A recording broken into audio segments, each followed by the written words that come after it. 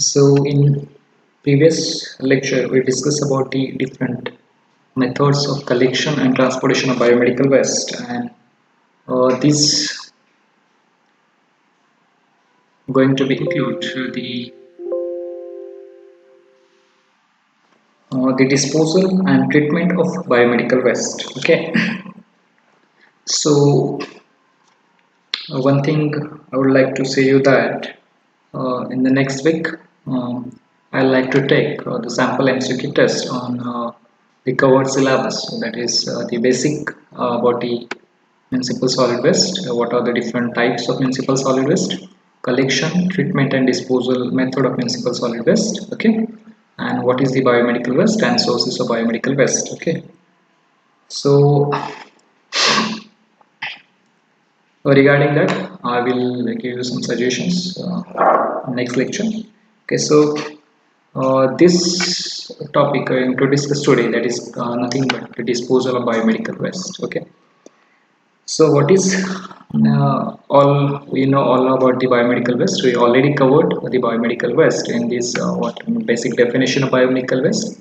Then what are the different sources and generation of biomedical waste? After that, what are the symbols which are used for the uh, symbol which is printed on the container and bag which is used for the collection of biomedical waste, different 10 number of categories and different types of color code and containers which are used for the collection of biomedical waste, different vehicles which are used for the transportation of biomedical waste at the disposal site, and some precautions that should be taken during the handling of biomedical waste during collection, storage and transportation of biomedical waste, and also the training which is provided for the doctors, nurses, ward boys. Okay, and all about the biomedical waste management handling rule 2016. Okay, so come to the next point, that is the treatment of biomedical waste. Okay, so it is a very important point, as the treatment and disposal of biomedical waste is very important because this is the infectious waste and hazardous waste. So proper care should be taken during the treatment and disposal of biomedical waste. Okay, so this biomedical waste treatment include the different types of treatments. So some of the chemical treatment and some of the thermal treatment. Okay, so chemical disinfection by using bleaching powder and by using chlorine. So that is what the chemical process. That is chemical disinfection. It is one of the method which is mostly used in hospitals and laboratories to disinfect the different types of needles, blades, and other which equipments which are used in operation or the processes. Okay, so this chemical disinfection which is used to disinfect equipment that is used going to be used continuously for operation or other purposes. Okay, by using bleaching powder and by using chlorine, that is called as chemical disinfection and chemical process. The second is thermal process. So these are also the methods which are used for the disinfection of the syringes, needles, and other blades which are used for the operation purpose. Okay, so this process are called as thermal process, and the autoclaving, it is one of the thermal process. Hydroclaving, it is one of the thermal process. Microwaving, it is one of the thermal process, and finally the incineration, it is one of the thermal process. Okay, so majorly these four: autoclaving, hydroclaving, microwaving, and incineration.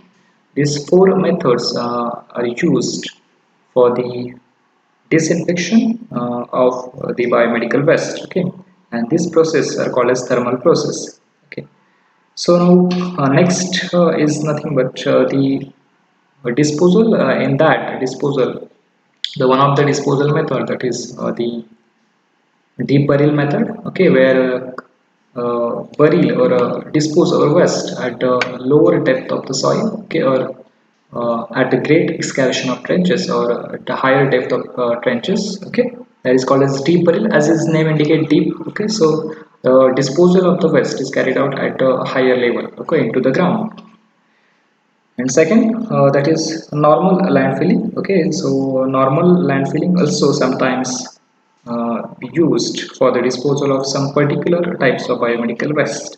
Okay, but this normal landfilling methods having some of the disadvantages. Okay, and so All the plastic disposable items contained in medical waste are sometimes reused without proper sterilization and unless destroyed completely. Okay, so this sometimes we are going to reuse the equipment which are in biomedical field, and before that reuse that waste, it may be the uh, syringe needle glasses or maybe plastic. So before that it is need to sterilize that waste or it is need to disinfect that waste. Okay, so in previous several years ago you can say, अ, सुरुवातीला काय व्हायचं की जे सेरिन्स आहेत किंवा जे कॅथलेटर्स आहेत ते काय करायचे, वॉश करायचे आणि लोअर टेम्परेचरला ॲटोक्लेविंग करून ते रिपॅक करायचे आणि सप्लाय करायचे. So it is very dangerous. Okay, so several cases happen. Okay, and that has been reported in the country and even in the capital city of Delhi. Okay, because this practice is highly risky for the health. Okay, सो जे आपण syringe किंवा needles किंवा कॅथरेटर्स आपण एका पेशंटसाठी use केले तेच आपण जर wash करून किंवा डिसइन्फेक्टंट करून रिपॅक करून ते जर सेल केले आणि ते दुसऱ्या पेशंटसाठी यूज केले, so it is very highly risky for the health of the patients. Okay, and that's why it is important to use new equipments or new material for the new patients. Okay, so these are the different methods which are used for the disposal of hospital waste, like chemical process, thermal process, chemical disinfection, autoclaving, hydroclaving, microwaving, incineration, deep burial, and landfilling. Okay, so landfilling may also sometimes be used for the disposal of biomedical waste, but this landfill site should be always away from the residential area, and it could be dangerous for the community health. Okay, so it is risky if you are going to use landfill site nearby community area. Okay, so this landfilling for the biomedical waste having some of the disadvantages, like a difficulty of availability of waste landfill site. Second is a possibility of contamination of air, soil, and groundwater, and also health threat to the community, and also the potential risk to the animal, birds, and rag pickers. Okay, so these are the some of the disadvantages of normal landfilling method, which you are going to use for the disposal of hospital waste. Okay. So normally we are going to use the thermal process like autoclaving, hydroclaving, microwaving, and incineration for the biomedical waste, and chemical process in that disinfection, bleaching powder use, followed by shredding may also sometimes use for syringe, needle, and gloves. Okay. So the first technique we are going to discuss, that is called as chemical disinfection. Okay, chemical process. So in chemical process or chemical disinfection, the chemicals are used like chlorine compound or bleaching powders.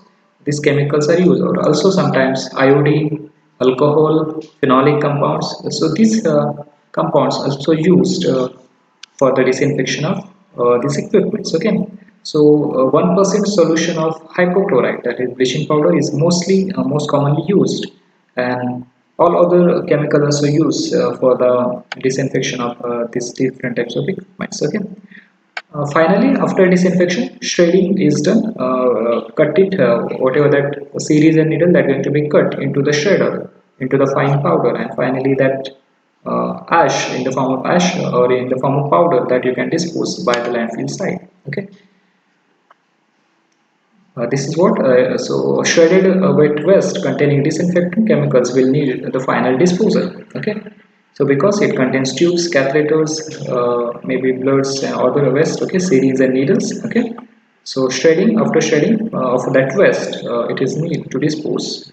Okay, so this is what the chemical disinfection, where the bleaching powder and chlorine are used. Okay, and whatever that equipment, serum, series and needles, that kept into the solution, and finally they are going to reuse for the other purposes or other processes. Okay.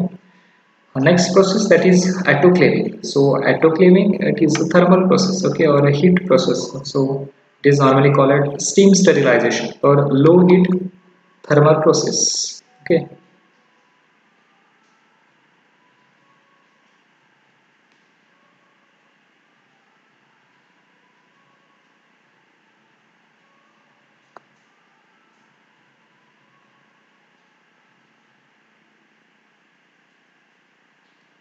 Okay, so this autoclaving process or steam sterilization process, which is having three types. Okay, so three basic types of steam autoclave system.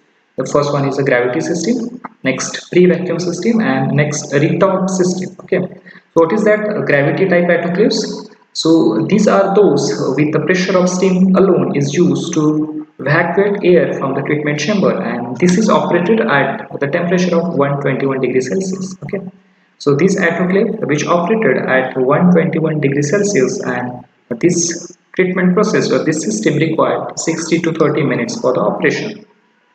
ज्यामध्ये second जो type आहे that is pre-vacuum type autoclave, and that is this system pre-vacuum type autoclave. This system is used at the temperature of 132 degrees Celsius, and it takes 30 to 60 minutes for the operation. And the third one is retort type autoclave, and this it consists the large volume of treatment chambers consists much higher steam temperature and pressure, and hence the cycle times can be substantially lower than those as compared to the other. Okay, this retort type autoclave which required less time or less cycle time for the operation as compared to the other two types like gravity type and pre-vacuum type. So second type is the hydroclaving. So it is an hydroclaving. It is nothing but an innovation in autoclave. Okay, so the hydroclaving, this system is operated at 132 degrees Celsius for 15 minutes and 121 degrees Celsius for 30 minutes. Okay, so it is again a sterilization process where the disinfection is carried out at steam and by using pressure. Okay, so this is what the process of autoclaving, hydroclaving, and one of the method that is microwaving. This also used similarly process which are used for the treatment and disinfection of biomedical waste.